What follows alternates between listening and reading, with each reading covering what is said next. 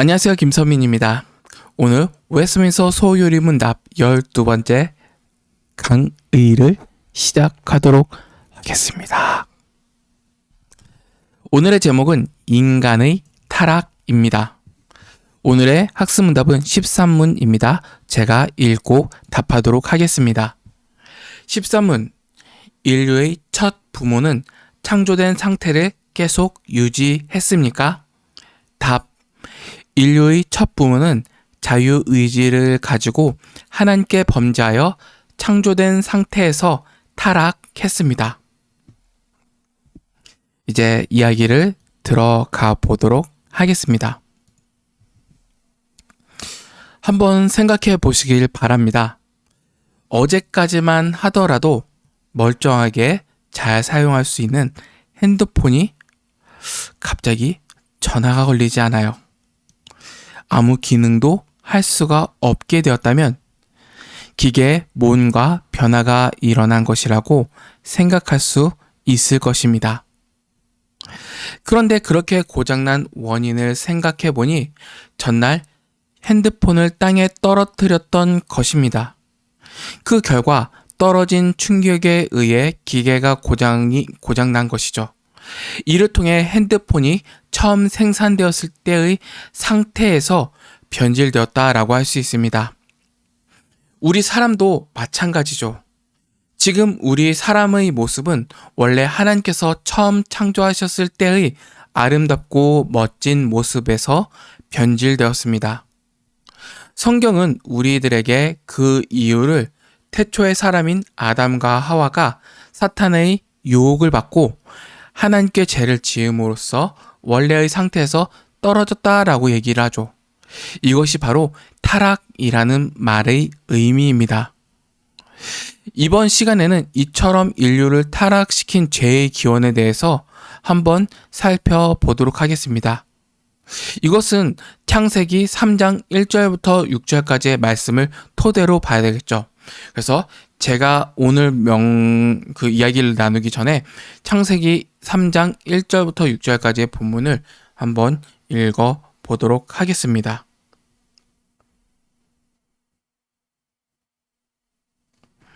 읽겠습니다. 쉬운 성경 개역개정입니다. 그런데 뱀은 여호와 하나님이 지으신 들짐승 중에 가장 강교하니라. 뱀이 여자에게 물어 이르되 하나님이 참으로 너희에게 동산 모든 나무의 열매를 먹지 말라 하시더냐? 여자가 뱀에게 말하되 동산 나무의 열매를 우리가 먹을 수 있으나 동산 중앙에 있는 나무의 열매는 하나님의 말씀에 너희는 먹지도 말고 만지지도 말라 너희가 죽을까? 하노라 하셨느니라. 뱀이 여자에게 이르되 너희가 결코 죽지 아니하리라. 너희가 그것을 먹는 날에는 너희 눈이 밝아져 하나님과 같이 되어 선악을 알 줄 하나님이 아심이니라. 여자가 그 나무를 본즉 먹음직도 하고 보암직도 하고 지혜롭게 할 만큼 탐스럽기도 한 나무인지라. 여자가 그 열매를 따먹고 자기와 함께 있는 남편에게도 주매 그도 먹은지라. 아멘. 한번 본문에 나온 타락에 대해서 한번 살펴보도록 하겠습니다. 먼저 타락에 대한 이야기들입니다. 인간의 타락으로 인해서 죄악으로 물든 이 세상은 두 가지 정도의 타락에 대한 견해를 답하고 있습니다. 하나는 선과 악은 그냥 아무런 이유 없이 영원 전부터 계속 있었다라고 말합니다.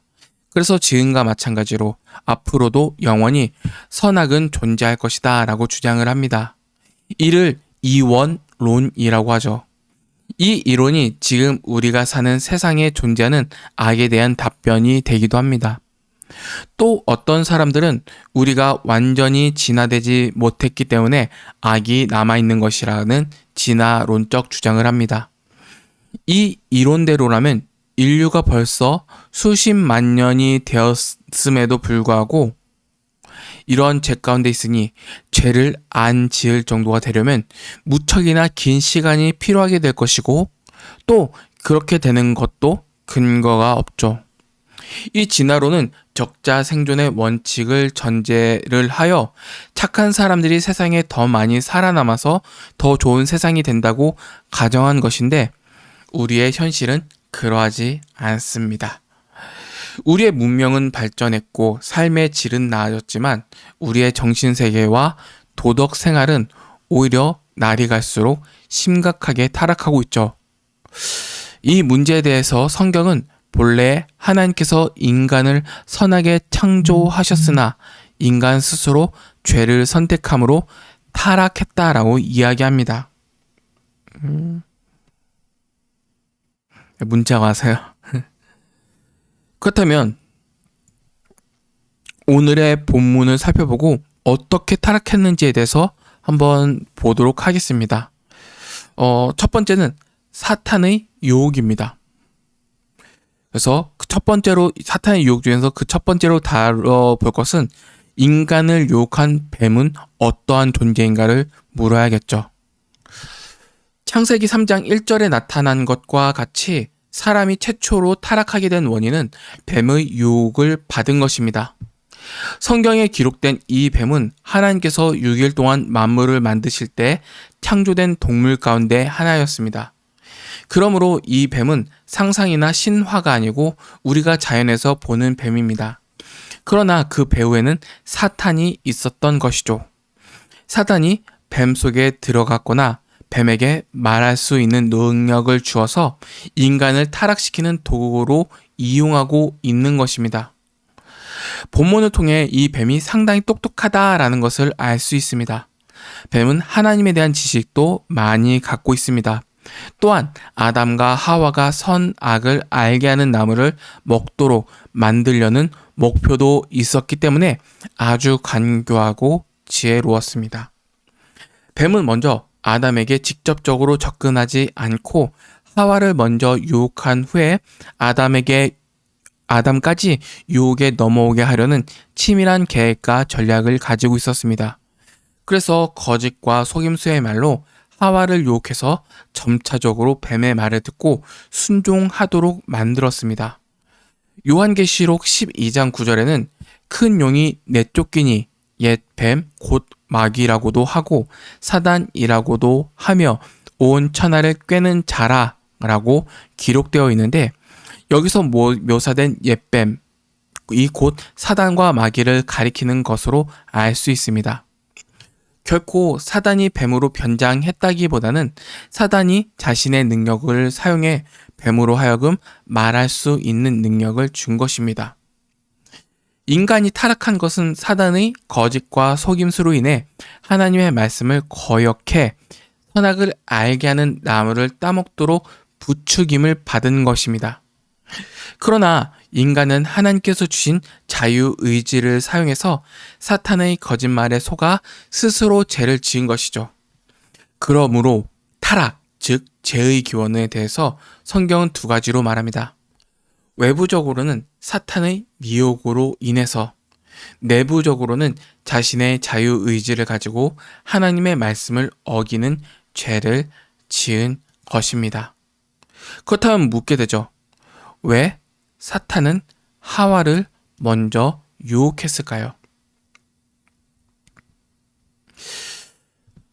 다음으로 뱀이 아담과 하와를 유혹하는 방법을 잘 살펴보면 우리가 죄를 지을 때 어떻게 사단의 유혹을 받는지를 배울 수 있습니다.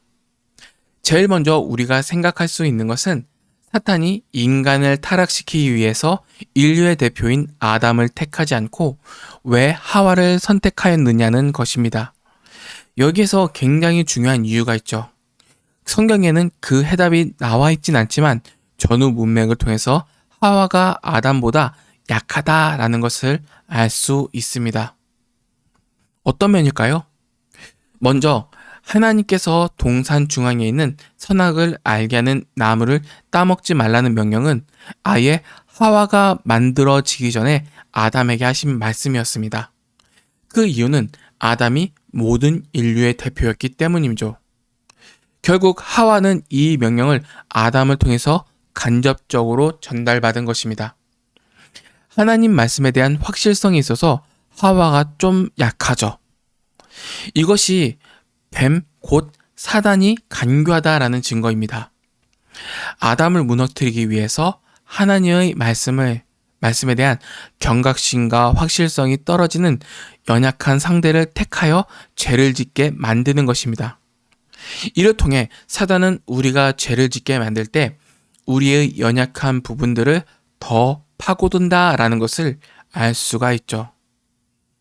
또 하나는 마귀가 아담에게 직접 이 선악과를 먹으라고 했다면 아담은 멈칫했을 것입니다. 그러나 아담은 지금 자기 아내인 하와와 사랑에 빠져 있기 때문에 하와의 요청을 거절하지 못하고 주저없이 받아먹은 것입니다. 우리들도 삶 가운데 낯선 사람의 유혹에 대해서 죄를 짓게 되는 경우가 거의 없습니다. 자신과 인격적인 관계를 맺고 있거나 깊이 사랑하는 사람들이 죄를 짓도록 유혹할 때 쉽게 넘어가는 것이 인간의 본성입니다. 그래서 주변에 좋은 친구, 신앙의 벗, 참 신자의 친구를 두어야 합니다. 뿐만 아니라 사탄이 하와를 유혹할 때 먼저 유혹하는 것은 하나님께서 만드신 부부 사이의 질서를 깨트리죠. 남녀는 존재에 있어서는 동등하지만 영적인 질서에 있어서는 아담을 하와의 머리로 세우셨습니다. 그래서 뱀의 유혹에 대해서는 하와는 아담의 지도를 받아야 했습니다. 하와가 아담의 머리됨을 인정하지 않고 먼저 행동에 옮김으로써 질서를 깨트린 것입니다. 그렇다면 사탄이 인간을 유혹한 방법을 더욱더 명확하게 살펴보도록 하겠습니다. 그 방법으로는 하나님의 말씀과 성품에 대한 불신을 조장시켰습니다. 사탄이 하와를 유혹하는 방법이 있습니다. 뱀은 하와에게 선악과를 따먹으라고 강요하지도 않았습니다. 협박도 아니었죠. 사단은 아담과 하와의 자유의지를 가지고 죄를 짓도록 하기 위해서 하나님의 말씀을 사용하였습니다. 하나님께서는 아담과 하와에게 많은 자유를 주셨죠. 그리고 단 하나 선악을 알게 하는 나무는 하나님의 주권을 인정하는 도구로 사용하기 위해 제한하셨습니다. 그러나 사단은 하나님의 말씀을 왜곡함으로써 인간으로 하나님에 대한 부정적인 생각을 심어주고 하나님의 말씀을 믿지 못하도록 불신을 조장하였습니다. 사단이 인간을 타락시키는 첫 번째 단계는 하나님에 대한 부정적인 생각을 갖게 함으로 하나님의 말씀을 불신하게 하는 것입니다. 이로써 마치 하나님이 아담과 하와의 자유를 부당하게 구속하고 억누르는 방식으로 하나님의 말씀에 대한 진정성을 의심하도록 만들었죠. 우리가 살아가면서 인격적인 관계에서 사이가 멀어지게 되는 것은 그 첫 번째 출발점은 무엇일까요? 그것은 바로 상대방에 대한 불신입니다. 그 다음부터는 관계가 점점 멀어지게 되죠. 이와 같이 아담과 하와가 하나님을 믿어야 그분을 사랑할 수 있고 순종할 수 있는 것인데 사단은 하나님의 선하심을 우리 인간들로 하여금 불신하도록 유혹하였습니다. 결국 사단의 유혹에 하와는 의심의 씨앗을 마음속에 받아들이게 됩니다. 사단의 거짓된 말에 현혹된 하와는 하나님의 말씀을 왜곡하고 변질시키므로 하나님을 인색하고 자유를 제한하는 분으로 표현합니다. 이런 하와의 대답 속에 담긴 뉘앙스를 통해서 그녀가 사단이 던진 타락의 미끼를 덥석 물었고 죄 가운데 빠지는 것을 볼 수 있습니다. 다음으로는 하나님의 말씀에 대한 전면적인 부정, 즉 진리를 거짓으로 바꾸어 냅니다. 사단이 던진 타락의 미끼를 하와가 덥석 물자 사단은 이제 자기의 날카로운 발톱을 드러냅니다. 4절에 나왔죠? 하나님께서 반드시 죽을 것이라 라고 말씀에 대해서 담대하게 죽지 않는다 라고 답합니다. 아마 처음 유혹하는 단계에서는 이런 동조가 결코 통하지 않았을 것이죠. 그러나 하와의 마음속에 던져진 의심의 믿기를 통해서 하와의 생각이 변화되자 사단은 적극적으로 하나님 말씀에 대한 강력한 반대를 드러냅니다. 사단이 인간을 타락하게 하는 두 번째 단계는 하나님의 말씀과 완전히 반대에 서도록 하는 것입니다. 우리는 이것을 거짓이라고 말하죠. 무엇이 참되고 무엇이 거짓일까요? 하나님이 우리에게 하신 말씀이 참입니다. 하나님의 말씀과 다른 말이 거짓입니다. 무엇이 진리이고 무엇이 비진리입니까? 그것은 우리에게 체험과 판단에 따라서 결정되는 것이 아닙니다. 하나님의 말씀과 다른 소리를 하는 것 자체가 비진리이고 거짓입니다. 하나님의 말씀을 진리로 생각하지 않고 하나님의 말씀과 반대되는 사실을 진리로 받아들이게 될 때 우리는 죄의 벼랑에 한 걸음 더 나아가게 된다라는 그 사실을 기억해야 합니다. 마지막입니다. 인간의 선택이죠. 사단은 이제 자신의 날카로운 발톱을 드러냈습니다. 그러자 하와에게 무슨 일이 생깁니까? 죄를 짓는 곳으로 나아가게 됩니다. 처음에는 하나님의 성품과 말씀에 대한 불신과 의심에서 시작되었습니다. 이어서 하나님의 말씀이 아닌 거짓을 진리로 받아들이게 되었고 결국은 하나님의 말씀에 대해서 불순종하기에 이르게 된 것입니다. 하와는 자신뿐만 아니라 아담도 타락에 물들게 만들었죠. 교묘하고 간교한 사단은 그 유혹은 이러한 과정을 거쳐 인간을 타락하게 만든 것입니다. 인간은 마음속으로 강력하게 원하는 것이 있을 때 우리의 의지는 단호하게 그 욕구를 거절할 수가 없습니다. 왜냐하면 인간의 본성상 의지는 자기가 하고 싶은 것을 하게 되어 있기 때문입니다. 그 결과 우리의 마음속에 강력한 죄의 욕구가 생겨날 때 우리의 의지는 그에 굴복하게 됨으로써 죄를 짓게 되는 것이죠. 우리가 죄를 짓는 것은 달리 짓는 것이 아닙니다. 하나님의 말씀은 내가 믿어야 하고 살아가야 될 원칙이다 라는 생각에서 벗어나는 순간 우리의 믿음은 변질되고 우리의 행동도 변질되기 시작하는 것이죠. 이렇게 되면 하나님의 말씀에 대해서 정면으로 부정하는 다른 생각들마저 거의 무방비 상태로 받아들이게 됩니다. 그리고 그걸 받아들이게 되면 죄로 행동으로 옮기게 되는 마지막 결과까지도 가져오게 되는 것입니다. 이처럼 우리 모두가 이 땅을 살아가면서 아담이 최초에 지은 것과 같은 똑같은 과정으로 하나님께 불순종하며 살아가게 되죠.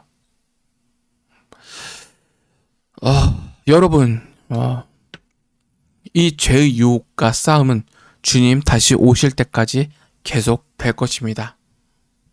아무리 구원받은 신자라고 할지라도 첫째 아담처럼 죄에 넘어가기도 하고 말씀에 순종함으로 둘째 아담이신 그리스도를 닮아 이기기도 합니다. 기억해야 할 것은 이기고 지는 가장 중요한 기준은 바로 하나님 말씀에 대한 우리의 태도에 따라서 우리의 삶이 바뀔 수 있다는 것입니다. 우리 모두가 사단의 유혹을 말씀으로 물리친 그리스도를 본받아 믿음으로 승리하는 삶을 사시길 주님의 이름으로 간절히 바라겠습니다. 이만 마치겠습니다.